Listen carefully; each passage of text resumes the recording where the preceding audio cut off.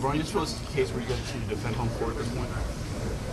Well, I mean, are you a smart guy? I think so. I think so, right? So if we don't defend home court, what happens?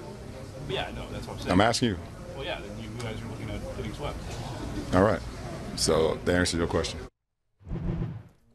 Woo! So, Little salty. but I mean, he wasn't mean about it. He wasn't really nasty about it. Look, I gotta say, I listen to these news conferences all the time, and especially last night. And I couldn't believe there were about four straight questions, I think, during one series of questioning to I believe it was when Steph and Durant were on. Were they together? No, it was Draymond. Draymond and Durant were, I think, were on the podium together, and it was like, talk about. Like, that's not a question. It's journalism 101. I know. Did any of you go to journalism? Not a question. Ask them a question. And you're lucky that you're getting a response because they're being cooperative and they're helping you out there, but you're not getting any information. So ask some nice questions. You watch the game, pose a decent question. Or in some cases, there are guys there who are clearly trying to get a story down because you hear they go back to the same reporters and they're asking the same questions to everybody. Okay, clearly that's his angle for a story. Sure. Whether it be radio or television or print. But and I'm okay with that. I understand that to some degree, but it's just like, okay, you've asked that question now to 5 different guys here. Well, and at some point you have to be, frank with how LeBron's feeling.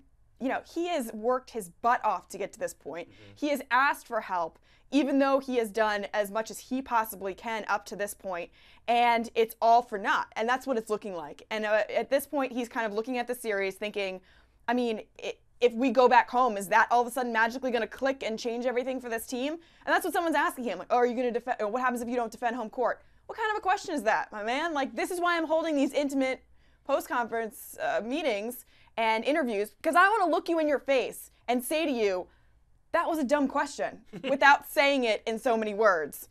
Because I want people around here to start being a little bit more intelligent with the things that they throw at me. I don't want you sitting out there in the crowd, having a little snack, eating your pretzels, drinking your Gatorade from the media room, and being able to just ask me whatever they want. All right, now, come on now. I don't think most of those guys, they're not doing that. I'm just saying, no, I'm just saying this is how LeBron feels, and there's a level of frustration that he's reached where he feels like it has much as he can control right now. There's a required professionalism on both sides. And part of that is, look, this is the NBA Finals. Sure. About bringing your level of questioning for your story up to a championship level. Well, that's what I'm saying, right. And so for LeBron, you see that frustration come out, and he wasn't like, I'm not going to answer that or just walk away. Right. But he's going to throw it back in your direction and say, let's bring this up a little bit. Well, yeah, it's an obvious of a higher level. Look, I'm elevating my game. You can do the same.